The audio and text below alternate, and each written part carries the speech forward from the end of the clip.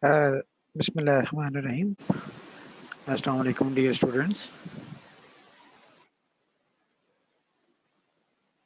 We are learning the course of Introduction to Statistics, and we are following the book of Anderson and Sweeney, Statistics for Business and Economics.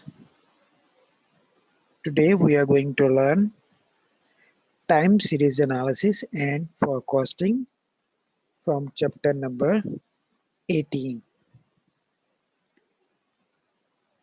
So, let's see what is a time series analysis.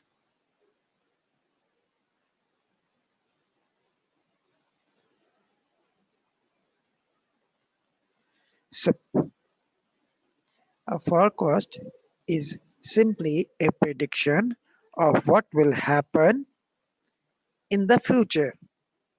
ठीक है, forecast जो होता है वो आपको simple एक prediction देता है कि आपके फ्यूचर के अंदर क्या होने वाला है. ठीक है, जैसे आप वेदर मोबाइल फोन पे देखते हैं, आप अपना वेदर चेक करते हैं, फिर उसकी वेदर में आपको डेली का आ रहा होता है, फिर आपको नेक्स्ट डे का मंडे ट्यूसडे वेडनेसडे इस तरह नेक्स्ट डेज का भी आ रहा होता है.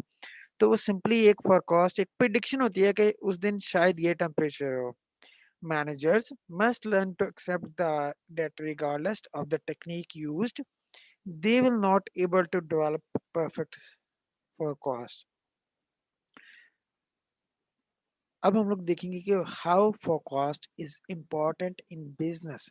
Suppose we are asked to provide quarterly forecasts of sales for one of our company's product over the coming 1 year. Production schedules, raw materials, purchasing, inventory policy, and sales quotas will all be affected by the quarterly forecast we provide. हमें ये कहा जाता है कि आप आने वाले जो है वो क्वार्टर की सेल्स को फोरकास्ट करें किसी कंपनी की किसी एक प्रोडक्ट के हवाले से.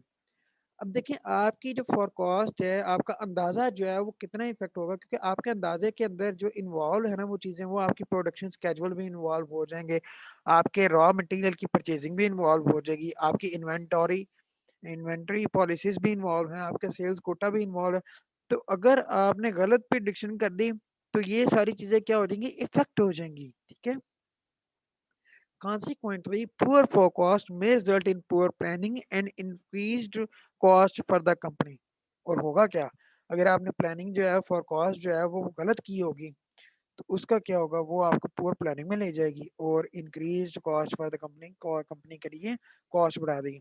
How should we go about providing the quarterly sales forecast.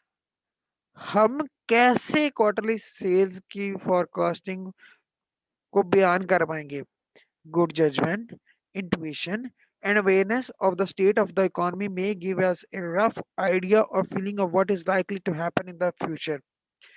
आपकी जजमेंट अच्छी होनी चाहिए, आपका इंट्यूशन अच्छा होना चाहिए और आपको हालात हाजरा का अंदाजा होना चाहिए.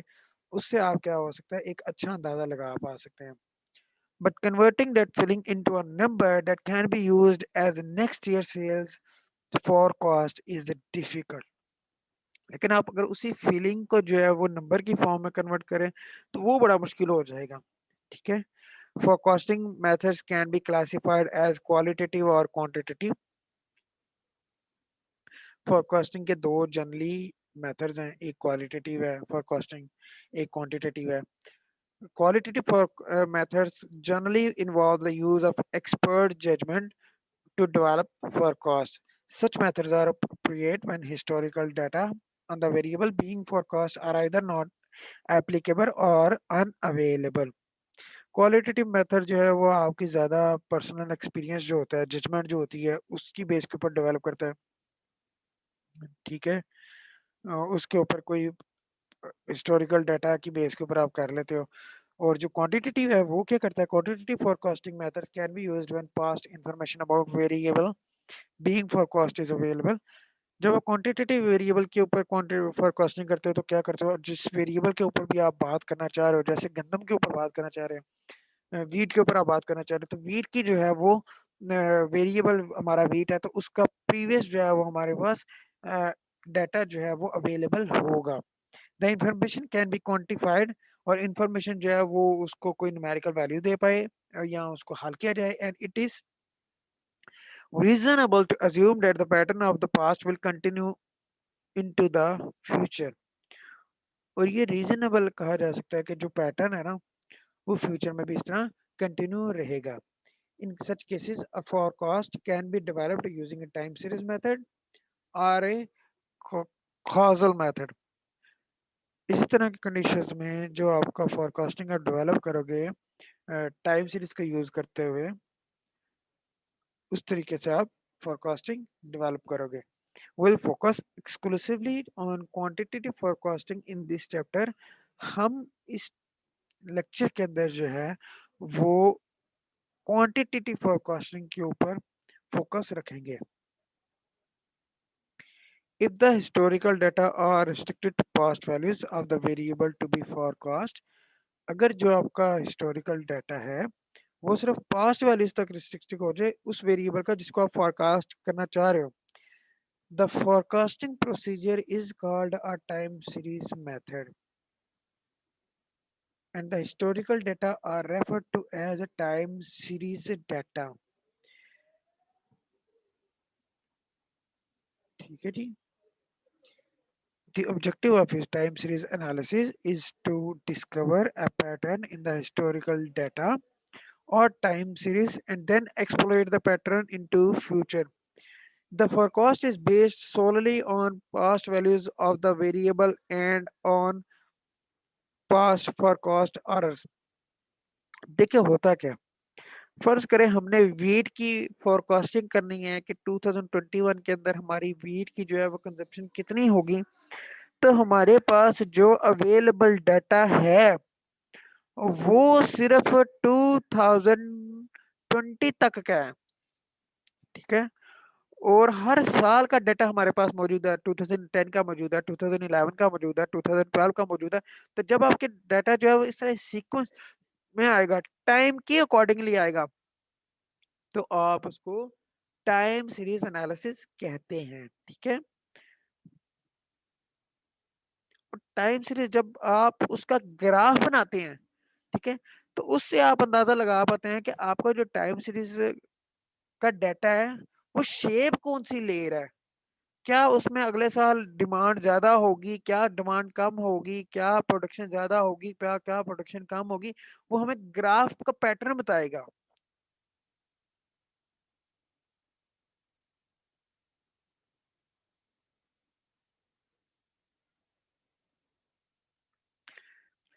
Causal forecasting methods are based on the assumption that the variable we are forecasting has a cause-effect relationship with one or more other variables.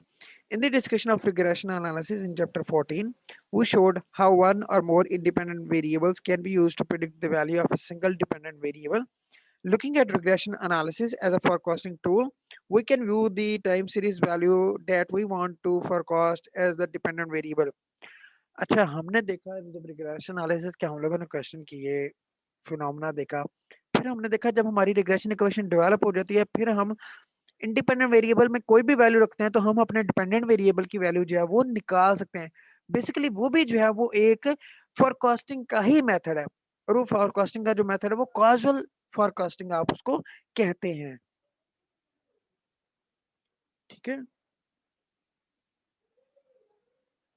Hence, if we can identify a good set of related independent or explanatory variables, or we may be able to develop an estimated regression equation for predicting or forecasting the time series. For instance, the sales of many products are influenced by advertising expenditures. So regression analysis may be used to develop an equation showing how sales and advertising are related. Once the advertising budget for the next period is determined, we can substitute this value into the equation to develop the predicted forecast of the sales volume for that period। जो आगे मैंने बात की कि पहले हम लोग regression equation develop करते हैं और उसके बाद जो है हम लोग देखते हैं कि जब हम अपने इंडिपेंडेंट वेरिएबल के अंदर वैल्यू प्लेस कर देते हैं तो फिर हम देखते हैं कि डिपेंडेंट वेरिएबल के हमारे अंदर क्या प्रिडिक्टेड वैल्यू या फोरकास्टेड वैल्यू क्या है।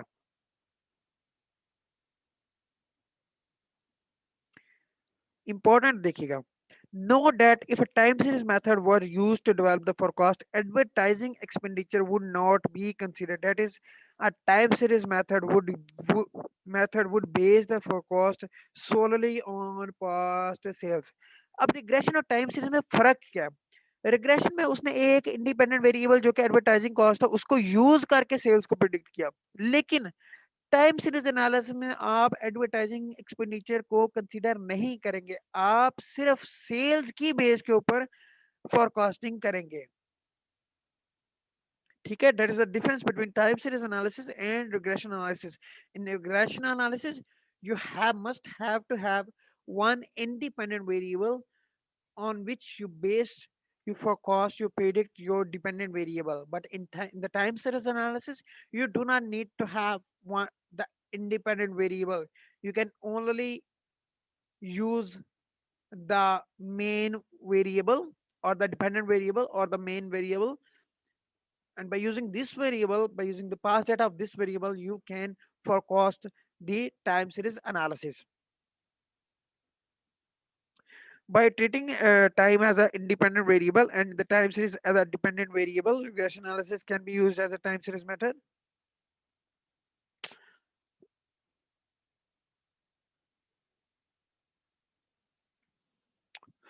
To help differentiate the application of regression analysis in these two cases, we use the term cross-sectional regression and time series regression. Thus, time series regression refers to the use of regression analysis when the independent variable is time. जब आपका independent variable time हो जाए और dependent variable आपका जो variable है वो हो जाए, तो आप उसको टाइम सीरीज एनालिसिस कहते हैं। ठीक है, अच्छा ये टाइम सीरीज के पैटर्न की बात करते हैं। अ time series is a sequence of observations on a variable measured at successive points in time or over successive periods of time. Time series जो है वो एक ऑब्जर्वेशंस का सीक्वेंस है, किसके ऊपर? एक पर्टिकुलर वेरिएबल के ऊपर। और वेरिएबल मेजर कब होता है? यहाँ तो वो सक्सेसिव टाइम पॉइंट्स के ऊपर, यानी कि थोड़े थोड़े टाइम पॉइंट के बाद टाइम के हवाले से या पीरियड्स ऑफ टाइम के हवाले से। The measurements may be taken every और डेली, वीकली, मंथली और ईयर। जो मेजरमेंट की बात की गई थी सक्सेसिव पॉइंट्स पे, वो अब मेजरमेंट जो है वो यहाँ तो ऑरली हो सकता है, डेली हो सकता है, वीकली हो सकता है, मंथली हो सकता है, ईयरली हो सकता है, और एनी अदर रेगुलर इंटरवल। ठीक है, the pattern of data is an important factor in understanding how the time series has behaved in the past. If such behavior can be expected to continue in the future, we can use the past patterns to guide us in selecting an appropriate forecasting method. हमें जो past data होता है वो basically guide कर रहा होता है कि आपने future के लिए कौन सा forecasting method जो है वो लगाना है। ठीक है, to identify the underlying pattern in the data, a useful first step is to construct a time series plot. सबसे पहले आप लोग क्या करेंगे, आप डाटा के ऊपर टाइम सीरीज प्लॉट बनाएंगे। A time series plot is a graphical representation of the relationship between time and the time between time and the time series variable. जो भी आपका वेरिएबल होगा और जो आपका टाइम होगा उसके मुताबिक आप उसका ग्राफ बनाएंगे। जो टाइम होगा वो आप हॉरिजेंटल एक्सिस पे लेंगे, जो टाइम सीरीज की वैल्यूज होंगी, जो वेरिएबल की वैल्यू होंगी वो आप वाई एक्सिस पे आप रखेंगे। ठीक है, और आप उससे बना देंगे। ठीक है, अच्छा पहला देखें horizontal pattern. Horizontal pattern exist when the data fluctuate around a constant mean. जब आपका डाटा जो है वो एक कांस्टेंट मीन के आगे पीछे घूम रहा हो ना, ठीक है, वो आपका हॉरिजॉन्टल पैटर्न होता है। To illustrate a time series with a horizontal pattern, consider the 12 week of data in table 18.1। अब ये 18.1 का आप डाटा देखें, सेल्स और वीक का डाटा लिया गया है, गैसोलीन सेल्स टाइम सीरीज।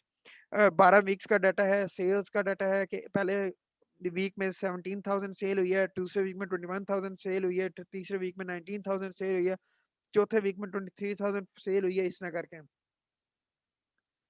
और आपने ये ग्राफ बना दिया पहले से, इस तरह करके पॉइंट्स आपने लगाए, उन पॉइंट्स को आपने बाद में मिला दिया।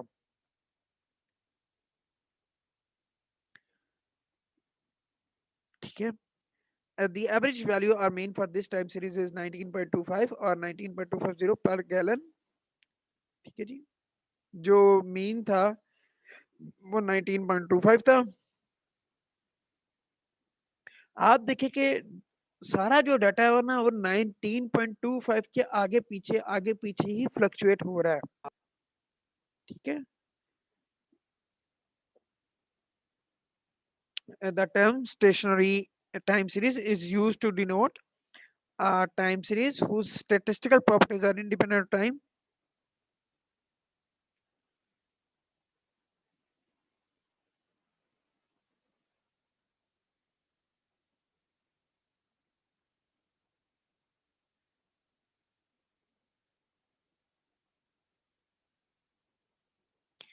Changing Changes in business conditions can often result in a time series that has a horizontal pattern shifting to a new level. पहले तो हम लोगों ने 12 वीक्स पे काम किया था, अब क्या होता है, आपके वीक्स ज्यादा हो जाते हैं। ठीक है। For instance, suppose the gasoline distributor signs a contract with the government state police to provide gasoline for state police cars located in southern Vermont. With this new contract, the distributors expect to see a major increase.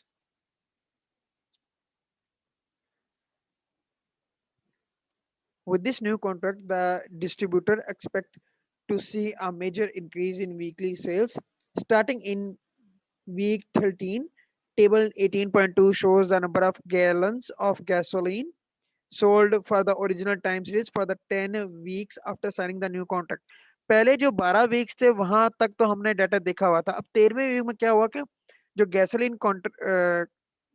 Gasoline pump था उसका contract हो गया state police के साथ। तो 13 week से onward जो था वो सेल्स के अंदर एकदम इंक्रीज आ गया। 13 वीक से लेकर 22 वीक्स तक जो था वो सेल्स के अंदर एकदम बड़ा इंक्रीज आया। तो अब हम लोग इसको ड्रॉ करेंगे और देखेंगे कि इसका क्या पैटर्न आता है और इसकी वजह से सेल्स के इंक्रीज होने की वजह से मीन के ऊपर कितना शिफ्ट हो रहा है।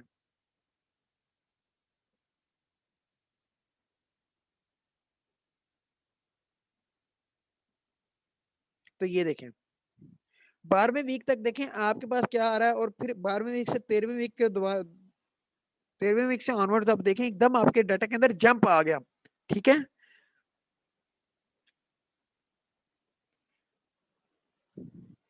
सेकंड जो है वो आपका ट्रेंड है।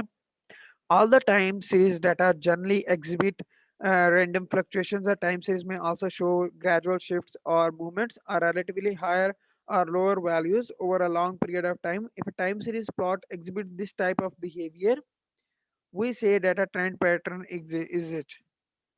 देखो जैसे गर्मियों का सीजन होता है, सर्दियों का सीजन होता है।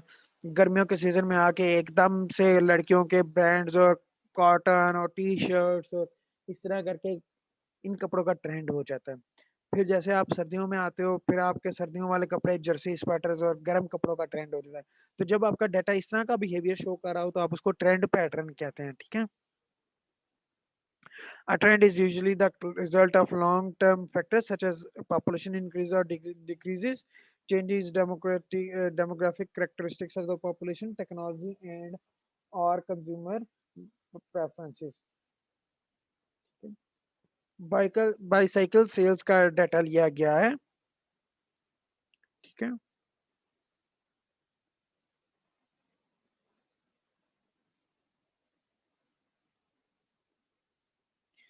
तीसरा आपका आ जाता है seasonal pattern.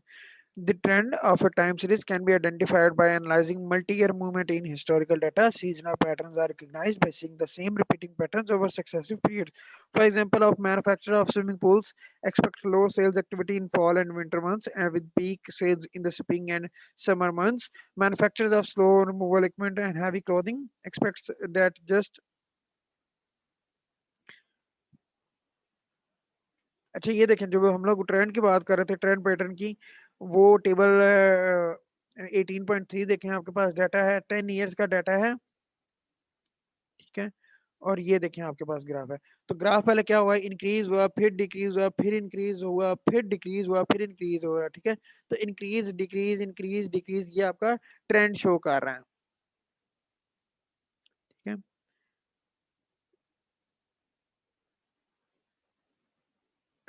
The pattern of a time series that exhibits a repeated pattern over a one period time due to seasonal influences called seasonal pattern. Seasonal pattern, ठीक है।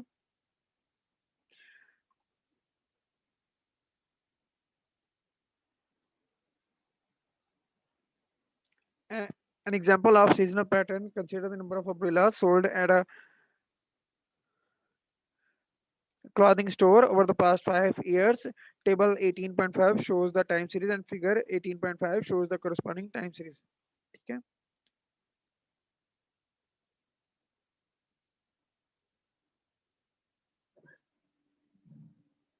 ये हमारे पास 18.5 जो है वो डाटा है, ठीक है। 4-5 सालों का डाटा लिया गया है क्वार्टर्स के हवाले से, सीजनल का डाटा है, और ये देखें आप उसका ग्राफ देखें, ठीक है। तो देखें आपके साल के पहले 2 क्वार्टर्स के अंदर, अ, हमेशा साल के पहले 2 क्वार्टर के अंदर आपकी सेल बढ़ जाती है, और साल के तीसरे चौथे क्वार्टर के अंदर आपकी सेल्स कम हो जाती है। और ये पैटर्न आपका सीजनल पैटर्न जो है वो थ्रू आउट 5 ईयर्स जो है वो फॉलो हो रहा है, ठीक है।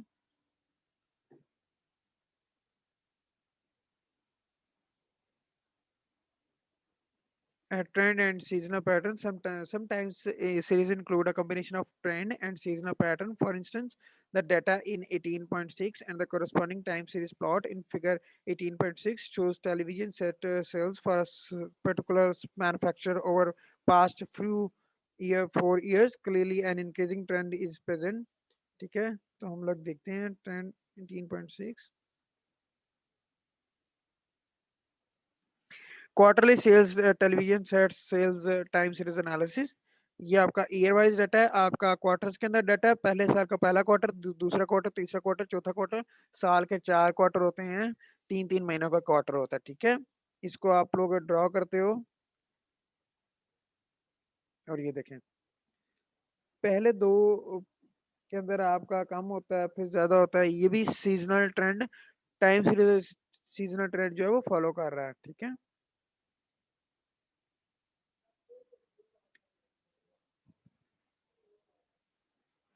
A cyclic pattern exists if the time series plot shows an alternating sequence of points below and above the trend line lasting more than 1 year. More economic time series exhibit cyclic behavior with regular runs of observations below and above the trend line. Often the cyclic uh, component of time series is due to multi-year business cycle. For example, periods of moderate inflation, uh, followed by a period of rapid inflation, can lead to time series that alternate below and above a generally increasing trend.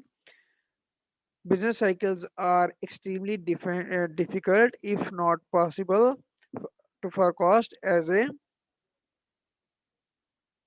result, cyclic effects are often combined with long-term effects and referred to as trend cycle effect. हम इस chapter में cyclic trends को deal तो नहीं करेंगे, लेकिन आपको पता है बिजनेस साइकिल जो होते हैं, पहले आपका बूम कर रहा होता है, फिर पीक पे आता है, फिर डाउन होता है, फिर लो पे आता है, फिर इस तरह। तो बिजनेस साइकिल जो होते हैं वो आपके इसको रेफर करते हैं साइक्लिक को। Selecting a forecasting method. The underlying pattern is the time series is an important factor in selecting a forecasting method. Thus, a time series plot should be one of the first things developed when trying to determine what forecasting methods to use. अब सबसे पहले आप data का time series plot draw करेंगे, उससे आपको पता चलेगा कि आपने फोरकास्टिंग मेथड लगाना कौन सा है, ठीक है। जैसे कि if we see horizontal pattern then we need to select a method appropriate for this type of method pattern. Similarly, if we observe a trend in the data, then we need to use a forecasting method that has a capability to handle trend effectively. The next two sections illustrate methods that can be used in situations where the underlying patterns in horizontal, in other words, or no trend or seasonal effects are present. We then consider the methods appropriate when trend and or seasonality are present in the data.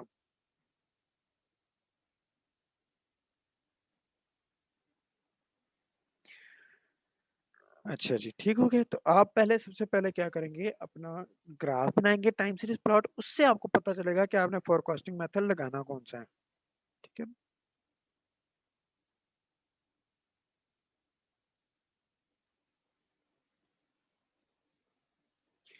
Forecast accuracy. In this section, we begin by developing forecast for the gasoline time series shown in table 18.1। जो सबसे पहले हम लोगों ने table देखा था, उसी के ऊपर हम लोग अपनी forecast डेवलप करना शुरू करेंगे using the simplest of all the forecasting methods। ठीक है, सबसे सिंपल से स्टार्ट करते हैं।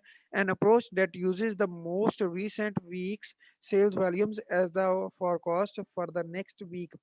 जो आपकी सबसे आखिरी सेल्स होगी उसकी बेस के ऊपर आप नेक्स्ट वीक की सेल्स प्रिडिक्ट करेंगे। For instance, the distributor sold 17,000 gasolines of gallons in week 1। This value is used as the forecast for week 2। Next, we use 21, the actual value of the sales in a week 2 as the forecast of for week 3। हम लोग क्या करेंगे, जो पहले week की cell हुई होगी उनको नेक्स्ट वीक की सेल के लिए हम फोरकास्ट के तौर पे वैल्यू रखेंगे उसकी। फिर उसी तरह जो नेक्स्ट की 21 है उसको, जो कि वीक 2 की एक्चुअल सेल्स है, वो हमारे पास वो वैल्यू जो है वो वीक 3 की सेल की फोरकास्ट हो जाएगी। ठीक है, the forecast of rain for the historical data using this method are shown in 80 table 18.7। ये देखें, वीक 1 हमारे पास वीक 1 से लेकर वीक 12 तक था। टाइम सीरीज वैल्यू जो थी हमारे पास इस तरह थी। अब पहला जो था हमारे पास एक्चुअल वैल्यू जो थी वो 17 थी। तो आपने फोरकास्ट वाले जो जगह पे पहली वैल्यू आपने लाइन लगा दी, जीरो लगा दी। ठीक है, दूसरे वीक के लिए आपने 17 वैल्यू रख दी। ठीक है, इसी तरह जो दूसरे वीक की आपकी 21 वैल्यू थी वो आपकी वीक 3 की फोरकास्टिंग वैल्यू थी। वीक 3 की 19 थी, वीक 4 की फोरकास्ट थी। तो आपने इस तरह वैल्यूज रख दी। ठीक है,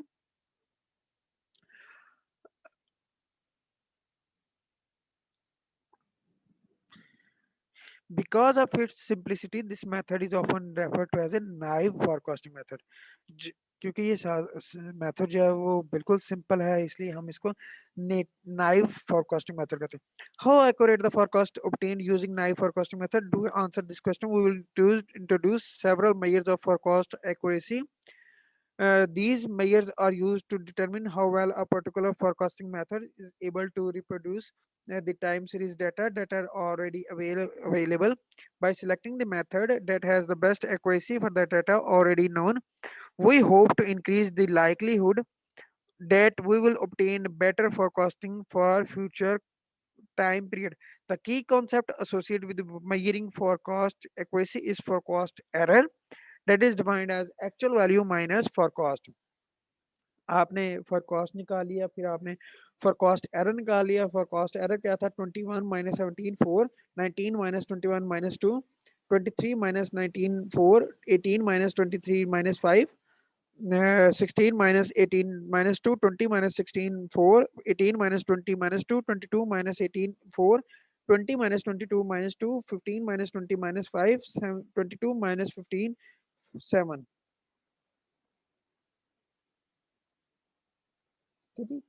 फिर आपने क्या किया, आपने अगला कॉलम जो बनाया वो आपने absolute value of forecast error, यानी कि जो आपकी फोरकास्ट एरर में वैल्यूज नेगेटिव भी आई हुई हैं आपने उनको भी पॉजिटिव में कर देना। ठीक हो गया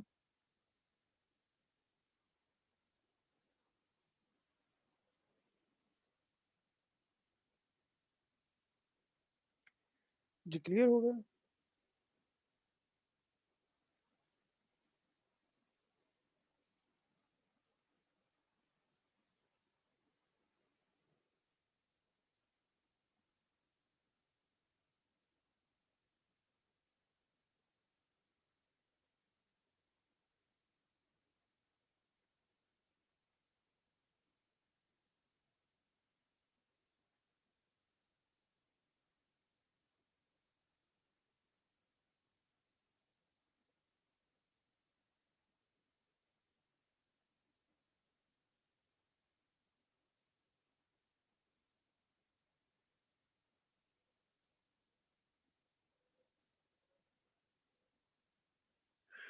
फिर देखिएगा,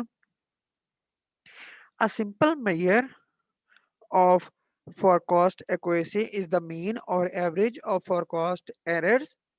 ठीक है. Table 18.7 shows that the sum of forecast errors for gasoline sale time series is 5. ये देखें, जो forecast error का आंसर है वो आपके पास 5 है. ठीक है.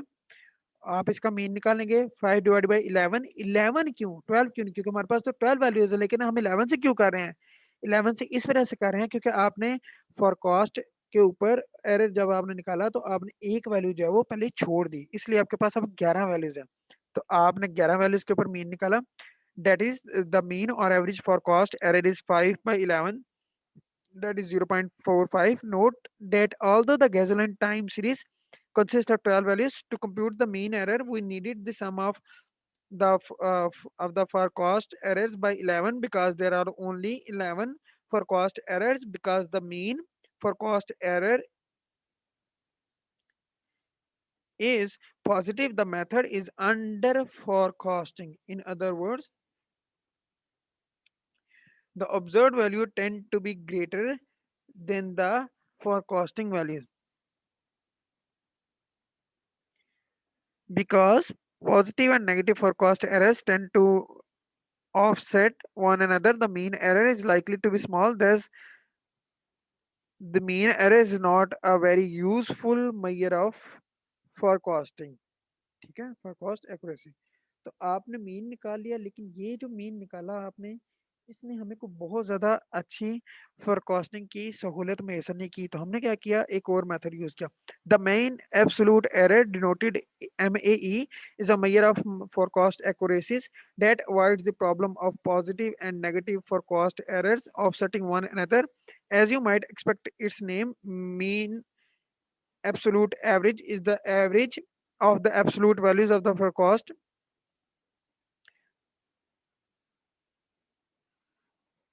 तो हमने जो है वो मी एब्सोल्यूट वैल्यूज जो माइनस वैल्यूज थी उनको पॉजिटिव में कन्वर्ट किया, फिर उनका सम निकाला, फिर उनकी एवरेज ली. मीन एब्सोल्यूट एवरेज 3.73 आ गई. Another measure that avoids the problem of positive and negative forecast offsetting each other is obtained by computing the average of the scared forecast errors. This measure of forecast accuracy, referred to as mean scared error, is denoted by MSE. यहाँ आप क्या करें, जो आपने absolute values निकाली उन्हीं का square कर लें. उसका स्केयर करेंगे, आपके पास सब वैल्यूज का 4 का स्केयर करेंगे 16 आ रहेगा, 2 का स्केयर करेंगे 4 आ रहेगा, 4 का स्केयर करेंगे 16 आ रहेगा.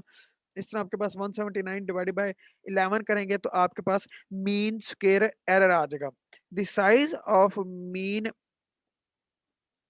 Absolute error and MSE depends upon the scale of the data. It is difficult to make comparison for different time intervals, such as comparing uh,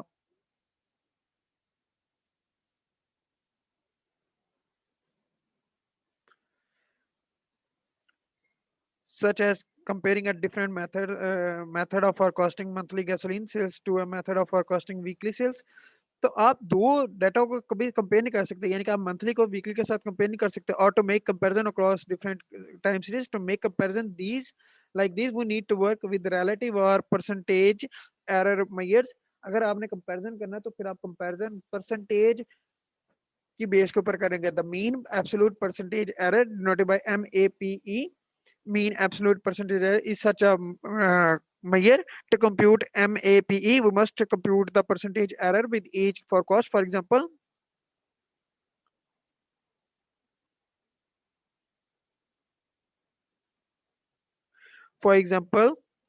the percentage error corresponding to 17 in week 2 is computed by dividing the forecast error by the actual value in week 2 and multiply by 100.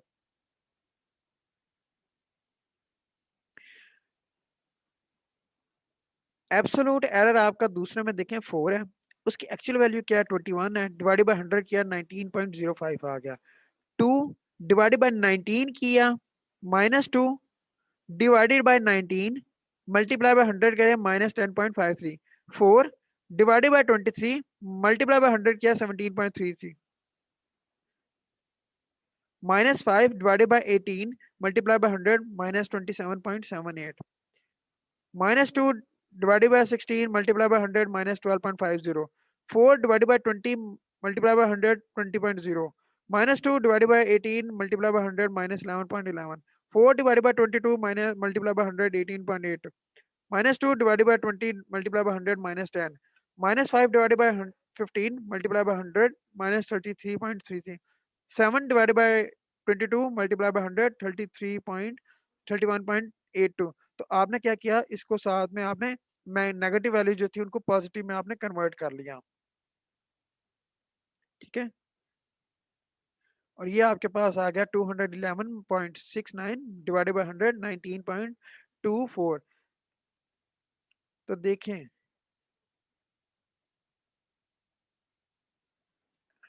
हमें जो था M E ने 3.73 दिया, M S सी से result हमारा 16.27 आया, M A P ई से 19.24 आया।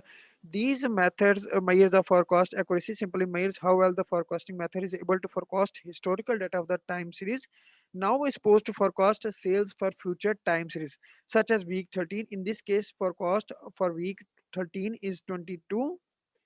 देखे ना, आपके पास अब जो वीक 13 होगा उसका फोरकास्ट क्या रहेगा, 22 हो जाएगा।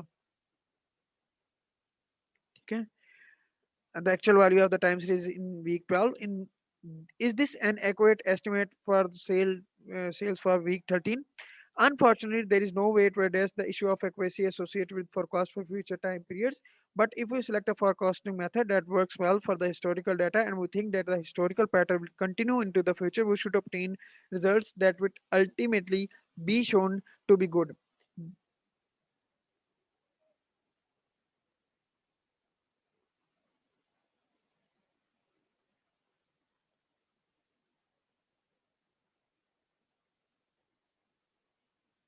ये हम लोगों ने एक और डाटा यूज किया।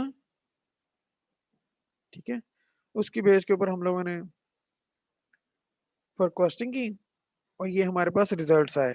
ठीक है,